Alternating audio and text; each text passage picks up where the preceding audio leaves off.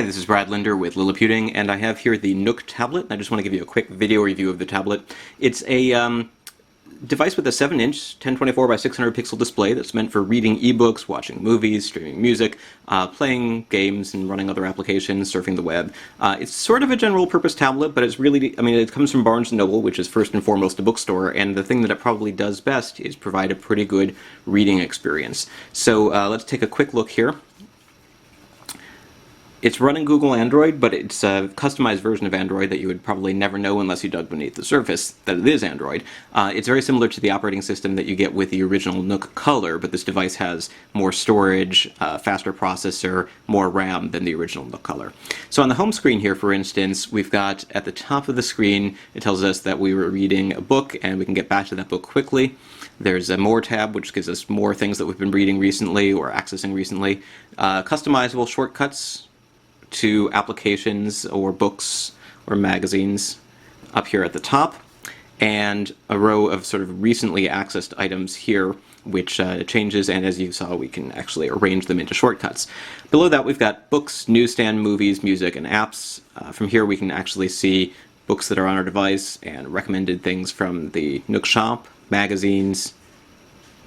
Movies, there's no actual movie download store from the Barnes & Noble Nook Tablet or the Barnes & Noble shop, so instead what you see here is applications that let you access movies and TV shows, including Netflix and Hulu Plus, which come preloaded on the device, or the My Media application, which you can use to watch movies that you install on the SD card or copy into the storage. Same thing for music. There is a music player, but you can't download music from Barnes & Noble. You'd have to either add your own music or use a music app like Pandora or Rhapsody. And then the application store shows us the applications that we have and top picks from the App Store. Down here at the bottom we've got a system utility bar which shows us notifications. There's a little icon showing that we are currently reading a book and we can get back to it from almost any screen just by tapping that. And then we've got battery and time and wireless settings, and we can see that we're muted. And you can also bring up yet another menu by tapping the Nook button. So overall, this starts to feel a little bit cluttered until you realize that you don't actually need to use most of these things most of the time. This is probably the most useful menu that you'll see, and it gives you quick access to the home screen, which is where we just were, or to the library, shop, search, apps, web, and settings.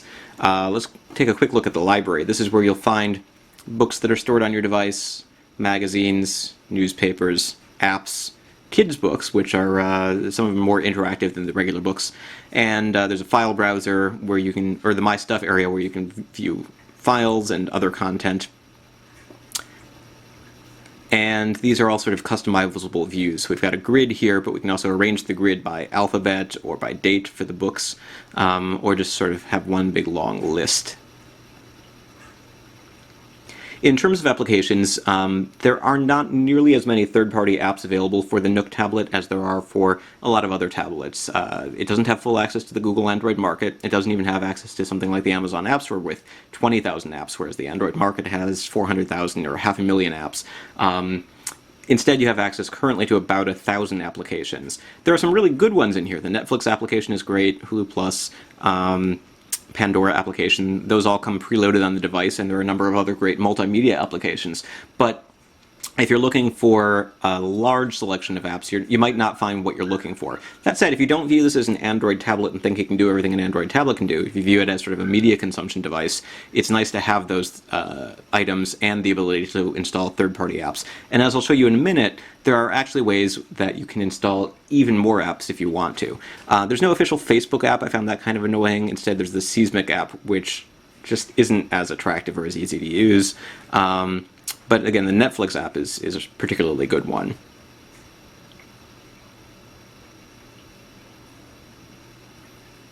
So you can see here recently watched videos and progress in those videos, and a list of instant queue and recommendations and other things. And then of course you can search Netflix. And video quality looks really quite stellar. It's a crossword application that comes with the device that's pretty easy to use. And some other nice applications. So overall, as an e-reader, it does a really nice job. We haven't actually looked at the e-reader yet. We can go in here and adjust screen brightness.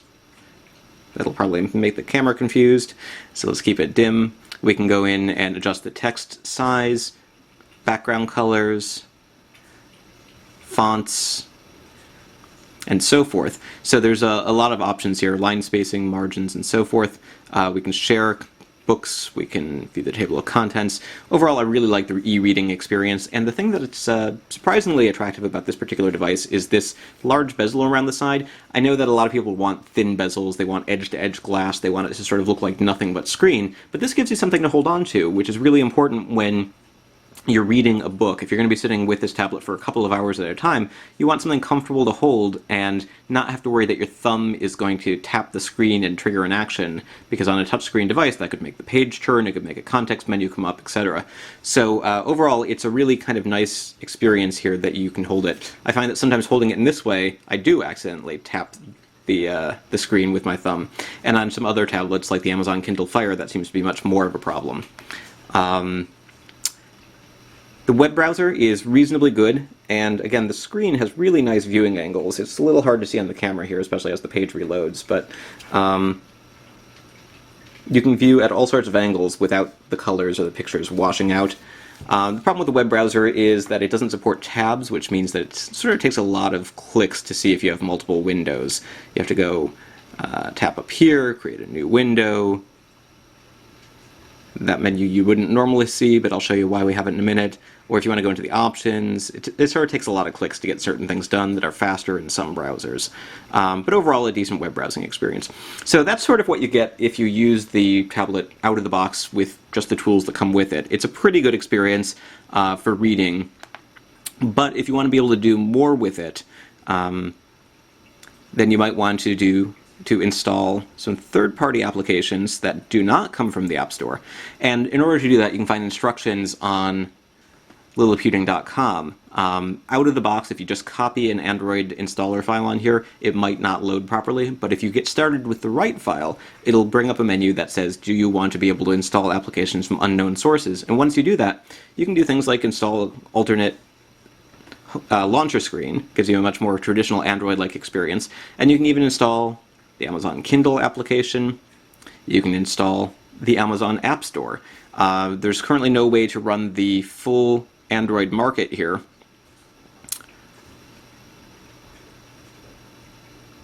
But the Amazon App Store is pretty good. It offers about 20,000 applications. It'll update apps automatically, or it'll alert you when there are updates available for your apps. And so it provides a pretty good experience, and it seems kind of weird to be running the Amazon App Store on the Barnes & Noble Nook tablet, but it's a pretty great experience, I think. You can install your own web browser, including the Dolphin web browser, which lets you have browser tabs. Now the reason this is popping up, which I meant to show you before, is because I have installed alternate web browsers, and now every time I want to open a URL, it sort of asks me which one to choose. You can set something as your default, so if you want to use the Dolphin browser instead of the official Nook tablet browser, for instance, as your default, you can do that, but I haven't found a good way to undo that, so I'm being kind of careful about those choices currently. We can install the Google Maps application, Gmail, a couple of other applications along those lines. So, you know, everything does seem to run, and you can treat it like a full Android tablet just by installing a couple of extra apps. The original Nook tablet wound up being a very popular device because it was easy to root and easy to install a full version of Android alongside with the software that came with the Barnes & Noble Nook color. But it looks like it's going to be a little bit more difficult for hackers to figure out how to completely root this one or install custom software. But the fact that you can run those third-party applications alongside the applications available from Barnes & Noble makes this into a pretty full-featured tablet as it is. Now the problem is those third-party applications, you do need to install a launcher application like this Go Launcher X in order to see them, or use the search tool to find things by typing for, say, Dolphin, because they don't show up in your app library. So you can't put them on the home screen, they're not in the library. So it's not a perfect experience, and it's not necessarily the sort of thing that everybody's going to want to try, but it's something that does make this $249 tablet a little bit more powerful than it would otherwise be. So overall, pretty good tablet for the price, definitely a great e-reader and device for accessing media, and a pretty good device for some extra apps. This is Brad Linder with Liliputing.